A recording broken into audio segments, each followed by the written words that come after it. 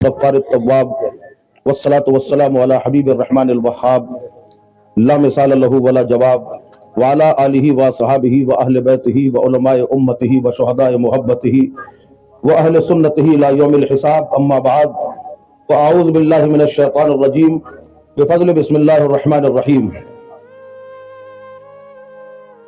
یا ایہا الذین آمنوا اتقوا اللہ وکونوا مع الصادقین صدق اللہ مولانا العظیم وصدق رسولہ النبی الامین المتین الکریم ان اللہ وملائکتہ یصلون علی النبی یا ایہا الذین آمنوا صلوا علیہ وسلموا تسلیما اللہم صلی علی سیدنا و مولانا محمد مبارک وسلم صلاۃ و سلام علیک یا رسول اللہ صلی اللہ علیہ وسلم۔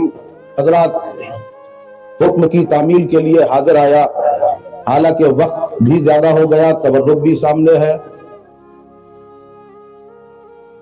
مختصر میں عرض کروں، میں نے جو آیت پاک کی تلاوت کی ہے، اللہ فرماتا ہے یا ایھا الذین آمنوا اتقوا اللہ، اے ایمان والو تقوی اختیار کرو، وکونوا مع الصادقین، اور سچوں کے ساتھ ہو جاؤ۔ الحمدللہ یہاں ہم سب تقریباً اللہ والوں کے دامن کرم سے منسلک ہیں، اور ہمارا یہ سلسلہ مسعودیہ وہ پربہار سلسلہ ہے کہ جو ہر وقت بہاروں کے جھرمٹ میں ہی رہتا ہے۔ اس کو لوگوں نے جانا ہو یا نہ جانا ہو، چراغ تلے اندھیرا سنا جاتا ہے۔ الحمدللہ آج جس عظیم ہستی کا عرس پاک ہے، وہ سرکار خواجہ گدا نواز علیہ الرحمہ اپنے وقت کے قطب اعظم ہے۔ ظاہر ہے کہ جب وہ قطب اعظم ہے تو ان کے مشائخ قطب الاقطاب ہیں، اور الحمدللہ آج دونوں خانقاہوں کے سجادگان بھی موجود ہیں۔ دربار سید ملت کے سجادہ بھی موجود ہیں اور خانقاہ شریف کے بھی سجادہ موجود ہیں۔ حضور سرکار خواجہ گدا نواز علیہ الرحمہ کا مرتبہ تو بہت ہی عرفہ والا ہے خالی، اور اگر ان کے مشائخ کی طرف آتے ہیں تو تاریخ بتاتی ہے کہ یہی بانڈا کی سرزمین ہے۔ اسی سرزمین میں ایک مجذوب آیا ہوا ہے جو پھٹے حال ہے، جس کو لوگ پاگل سمجھ رہے ہیں، دیوانہ سمجھ رہے ہیں، پھٹے پرانے کپڑے پہنے ہوئے ہیں، اس کے جسم کے لباس پر جگہ جگہ سوراخ ہے۔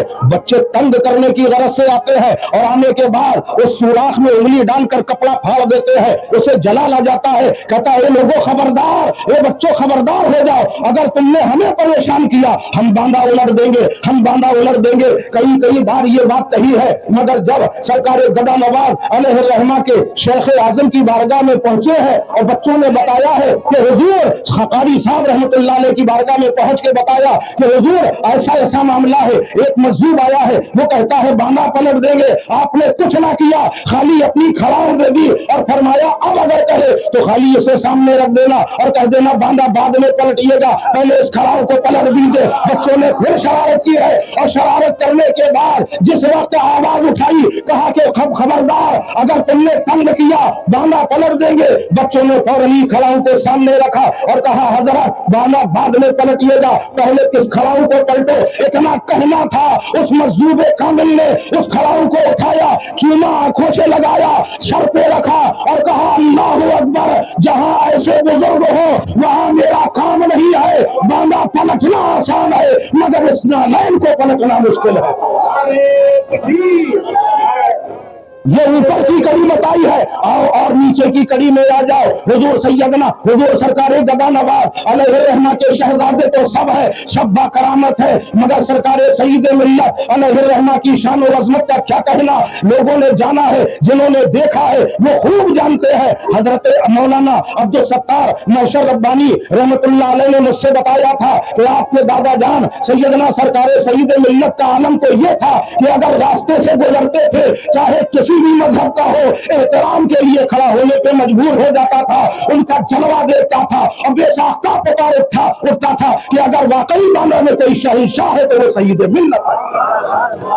اور آپ دیکھ رہے ہیں ہر طرف اللہ کے ولی پھیلے ہوئے، چاروں طرف اللہ کے ولی ہیں۔ ایک وہ خانقاہ جو قمریہ شریف کی خانقاہ ہے، ایک عظیم خانقاہ ہے، ہزاروں مرید ہیں، متوسلین ہیں، چاہنے والے ہیں، دور دور سے لوگ وہاں آتے ہیں۔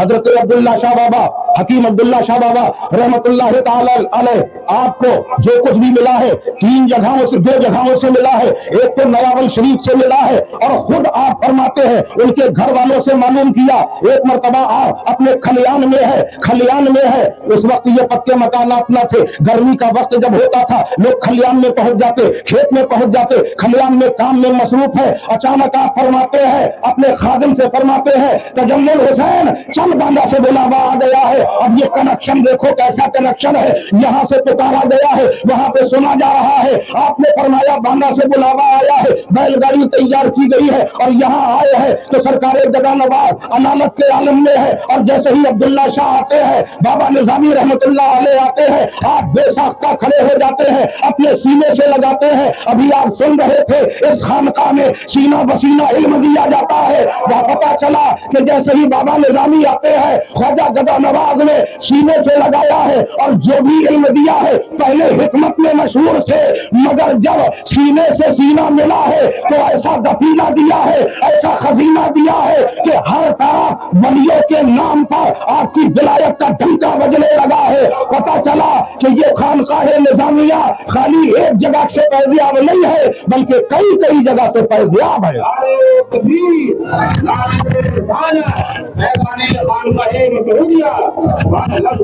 اور اتنا ہی نہیں ہے بلکہ بابا نظامی رحمت اللہ علیہ کی بارگاہ میں دور دور سے لوگ آتے ہیں, اپنی مرادیں لے کے آتے ہیں اور جب ان کے لب کھلتے ہیں تو لوگوں کی قسمتیں بدلتی ہیں.